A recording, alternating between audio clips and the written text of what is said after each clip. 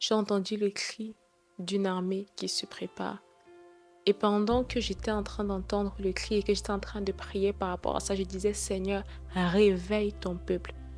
Je me suis mise à pleurer. Je ne sais pas, vous savez, quand tu es dans la présence de Dieu et que tu commences à... tes émotions ne sont pas juste tes émotions, c'est parce que tu ressens quelque chose qui est connecté avec ce qui s'en vient.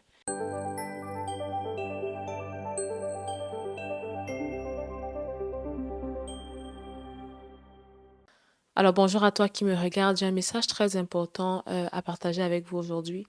Et je prie que si nous avons l'habitude de passer, de juste regarder pour regarder, parce que beaucoup de chrétiens, nous sommes tombés dans ce piège de juste utiliser les réseaux sociaux, les plateformes de communication juste pour passer du temps. Mais si tu peux me prêter tes oreilles et ton cœur en ce moment, j'ai un message très important à te communiquer. Alors, ça fait quelques jours maintenant, j'étais en train de prier et pendant que j'étais en train de prier, j'ai reçu le cri d'une armée qui se prépare. Et cette armée, ce n'était pas l'armée du Seigneur ou encore ce n'était pas l'armée des enfants de Dieu, mais c'était le camp de l'ennemi qui était en train de se préparer pour quelque chose qui a déjà commencé, qu'ils ont déjà commencé à mettre sur place. Lorsque j'ai entendu le cri de cette armée, je me suis dit, Seigneur, qu'est-ce que tu veux dire? Et le Seigneur m'a amené dans le livre d'Ézéchiel. Vous savez, lorsque Ézéchiel va se trouver dans une vision devant des ossements desséchés, le Seigneur va poser la question à Ézéchiel, crois-tu que ces ossements peuvent revivre? Et Ézéchiel a dit, Seigneur, tu le sais.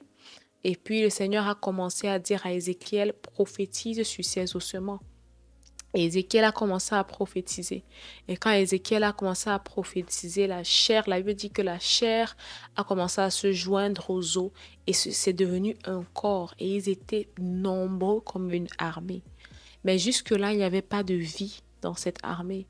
Et encore, le Seigneur a demandé encore à Ézéchiel de prophétiser. Et la Bible dit que le souffle du Dieu Tout-Puissant, le souffle de Dieu, est venu et a pris possession de tous ces êtres humains qui étaient déjà debout, qui n'étaient plus des ossements, et ils sont venus à la vie. Et c'est comme ça, en fait, que le Seigneur est en train de me faire comprendre qu'il y a beaucoup d'enfants de Dieu en ce moment qui dorment. Mais il faut qu'ils reviennent à la vie et qu'ils soient préparés et qu'ils soient un nombre comme une armée. Comme cette armée que j'ai vue, que c'est comme cette armée dont j'ai entendu le cri qui était prête à se lever pour le combat, que les enfants de Dieu soient prêts pour se lever pour le combat. La prière n'est pas simplement un lieu où nous venons faire connaître à Dieu nos besoins. La prière n'est pas simplement un rendez-vous où nous venons dire à Dieu ce que nous n'avons pas encore. Mais la prière est un lieu de rencontre, là où on vient également entendre les conseils de Dieu.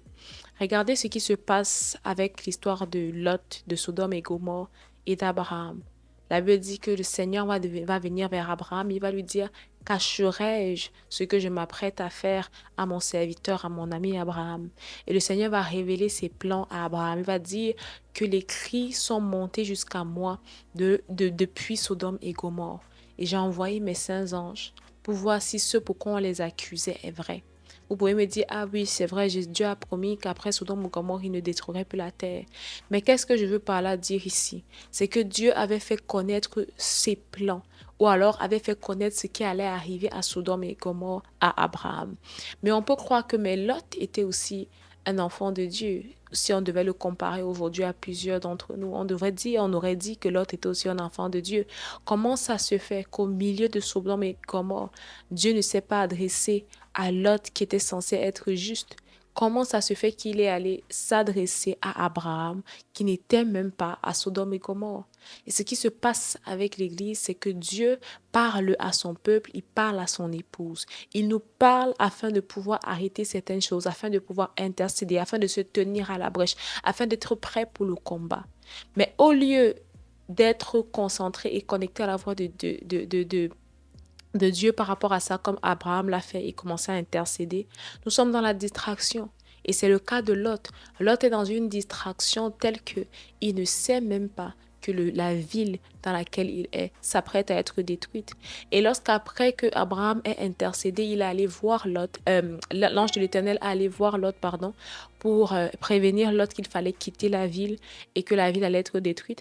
Lot perdait encore du temps. Il perdait encore du temps. Mais comment ça se fait? Le Seigneur t'a prévenu. Il t'a dit que cette ville va être détruite. Mais Lot a encore perdu du temps. Au point où les anges de l'Éternel ont dû le forcer. Tout ça à cause de quoi? À cause de l'intercession d'Abraham. Parce qu'il y avait quelqu'un qui avait dit, Seigneur, s'il y a même un seul juste, est-ce que tu détruiras le pays? Mais le problème, c'est qu'il n'y avait même pas un seul juste, il n'y avait même pas 10 justes. Mais c'était la miséricorde de Dieu qui avait fait en sorte que Lot soit sorti du pays de Sodome et Gomorrhe. Et lorsqu'ils sont en train d'être sortis, la Bible dit que la femme de Lot a regardé en arrière alors que cela avait été interdit. Et elle a été transformée en statue de sel. Combien d'entre nous, lorsque le Seigneur nous parle, il nous révèle certaines choses, il nous prévient de certaines choses. On dit, Seigneur, j'ai entendu, mais on regarde encore derrière. C'est quoi derrière? Derrière, c'est la vie que nous menons. Derrière, ce sont les distractions qui nous encombrent. Derrière, ce sont les choses qui ne nous permettent pas de faire du royaume des cieux notre priorité. Il faut savoir qu'en tant qu'enfant de Dieu, on ne fonctionne pas comme tout le monde. Nous sommes une race élue, un sacerdoce royal, une nation sainte. Le Seigneur nous a mis à part pour lui. Donc même si on peut faire ce que tout le monde fait, aller au travail, avoir une famille, avoir un mari, avoir des enfants, ce n'est pas pour autant que nous sommes tout le monde. Parce que nous ne vivons pas simplement comme tout le monde vit. La Bible dit que lorsque les disciples ont demandé à Jésus, apprends-nous à prier, l'une des premières choses que Dieu a dit, que Jésus-Christ leur a dit, c'est que priez que la volonté du Seigneur qui est dans les cieux se fasse sur la terre. Le Seigneur nous a positionnés en tant qu'ambassadeurs de Christ, en tant qu'intercesseurs, afin de faire établir le règne du ciel sur la terre. Donc lorsque le Seigneur est dans une saison où il essaye d'ouvrir nos yeux, de nous faire prêter attention à ce qui arrive, et qu'il y a plein de chrétiens comme certains d'entre nous qui passent le temps à perdre le temps, que ce soit sur les réseaux sociaux, que ce soit sur le travail, rien ne doit t'empêcher d'être à ton poste. Et lorsque la Bible dit que lorsque ta main est une occasion de chute pour toi, lorsque quelque chose devient une occasion de chute pour toi, tu dois la délaisser, tu dois la couper. C'est vraiment une saison sensible. Je ne saurais pas vous dire l'ampleur de ce qui arrive. Mais une chose est sûre, c'est que si le Seigneur l'a révélé, et je pense encore, ce n'est pas qu'à moi, parce que tu peux te dire, bon, Alicia, bon, moi je n'ai rien reçu. Dépendamment, est-ce que tu es prédisposé à entendre de Dieu? Si toi, tout ce que tu entends de Dieu, ça se limite à moi, à moi et moi, mais comment est-ce que tu penses que tu vas entendre Dieu sur les nations, ce qui s'apprête à être fait dans les nations? Donc, c'est même pas que moi. J'entends ces derniers temps de plus en plus des serviteurs de Dieu qui sonnent l'alarme. Il faut se tenir à la brèche, il faut se mettre à la brèche, il faut commencer à prier. Et ce n'est pas les lol. Quand le Seigneur parle à son Église, on ne peut pas prendre les oreilles en ferme, on dit ça ne nous concerne pas, ou ça concerne d'autres pays, ou ça concerne d'autres États. Lorsque le monde des ténèbres se relâche, il ne se relâche pas simplement contre les serviteurs de Dieu, contre les pasteurs, les prophètes, les apôtres. Il se relâche contre le corps de Christ. Parce que la Bible dit, le diable est venu sur la terre avec une rage. Ce n'est pas ton ami, ce n'est pas mon ami. Mais ce n'est pas pour nous faire peur parce que nous combattons dans la victoire. Dieu nous a donné la victoire. Mais même lorsque Dieu a dit au peuple d'Israël il allait l'envoyer dans le peuple, il allait l'envoyer, dans la terre promise qui était Canaan, ils ont eu à se combattre. Ils ont dû conquérir territoire après territoire. Ils ont dû prendre possession de ce que Dieu les avait déjà donné. Donc, si nous, enfants de Dieu, qui sommes censés être le sel de la terre, la lumière du monde, on est dans les ténèbres, qui va nous redonner la lumière? C'est pourquoi c'est important que nous soyons à notre poste en tant qu'intercesseur, en tant que papa, maman, père, mère, en tant que frère, sœur, dans les familles, dans nos églises, qu'on soit éveillés et non endormis. La Bible dit, soyez vigilants et soyez sobres. Veillez et priez. Ce n'est pas c'est une histoire de saison. Veiller et prier, vraiment, ce n'est pas une histoire de saison, c'est une histoire d'alerte, être constamment en alerte. Parce que le diable rôde comme un lion rugissant. Et pire encore, nous sommes dans les temps de la fin. La Bible dit que l'amour du plus grand nombre se refroidira. La Bible dit que si c'était même possible, le diable essayerait de corrompre même les élus. Donc nous devons encore être doublement vigilants avec notre vie de prière. Je sais qu'en tant qu'enfant de Dieu, il y a beaucoup de choses qu'on voit dans le corps de Christ. On peut en parler du 1er au 31, des choses qui doivent être améliorées. Mais que la première chose qui est améliorée dans nos vies et qui est stable dans nos vies, c'est notre intimité avec le Seigneur. Parce que c'est dans l'intimité avec le Seigneur qu'il va nous dire les choses qui sont à venir et qui va nous donner des instructions à cet effet. Donc je nous encourage, levons-nous pour le corps de Christ. Je nous encourage à prendre cela très au sérieux. Je ne te parle pas simplement de «Oh Alicia, ça fait 2 semaines, 3 semaines, je n'ai pas prié», mais je te parle aussi de te positionner en tant qu'intercesseur. Je ne te parle pas simplement de venir dans la présence de Dieu. Seigneur, hier encore, j'avais menti, j'avais volé, j'avais commis l'impudicité. Demande à Dieu de te fortifier. Délaisse le péché et positionne-toi comme cet homme qu'il cherche dans la parole. La Bible dit qu'il cherche une personne qui va élever un mur en faveur du pays. Lève-toi comme cette personne. Que les couples se lèvent dans l'intercession. La Bible dit que un chasse 1000, 2 chassent 10 000. Dieu ne nous a pas mis ensemble, que ce soit dans la famille, que ce soit dans les couples, que ce soit dans les églises, pour faire joli. C'est stratégique également dans le monde de l'esprit. La Bible dit là où 2 ou 3 sont réunis, mon nom, je suis au milieu. La prière fervente du juste a une grande efficacité. Nous devons nous lever dans la prière, dans le jeûne, dans la consécration. Donc je nous invite. Ce message est véritablement une alerte. J'ai entendu le cri d'une armée qui se prépare. Et pendant que j'étais en train d'entendre le cri et que j'étais en train de prier par rapport à ça, je disais, Seigneur, réveille ton peuple. Je me suis mise à pleurer. Je ne sais pas, vous savez, quand tu es dans la présence de Dieu et que tu commences à... tes émotions ne sont pas juste tes émotions, c'est parce que tu ressens quelque chose qui est connecté avec ce qui s'en vient. La Bible dit que lorsque Élisée, désolée, j'ai pas préparé le nom de ce personnage. Mais il y a un roi, celui qui allait être, je pense que il devait être le roi de Juda. Si je ne me trompe pas, je vais mettre son nom quelque part. Elle me dit, Élisée l'a vu et Élisée l'a fixé du regard. Quand Élisée l'a fixé du regard, le gars a commencé à rougir et Élisée s'est mis à pleurer. Et le jeune homme a dit, mais Élisée, pourquoi est-ce que tu pleures? Il dit, parce que tu vas faire énormément de mal en Israël, il me semble. Et ce roi en question, il avait tué un autre roi après. Je vous fais vraiment l'histoire courte. Donc, comme moi, j'étais dans la présence de Dieu et que les larmes sont montées et je ne pouvais même pas les contenir, je me suis dit, Seigneur, qu'est-ce qui se passe? Qu'est-ce qui est en train de se préparer? Qu'est-ce que je suis en train de ressentir? Qu'est-ce qui se trame dans le rêve de l'esprit? Je nous en prie, je nous en supplie. Mettons de côté l'enfantillage. Elle me dit, quand j'étais un enfant, je parlais comme un enfant. J'agissais comme un enfant.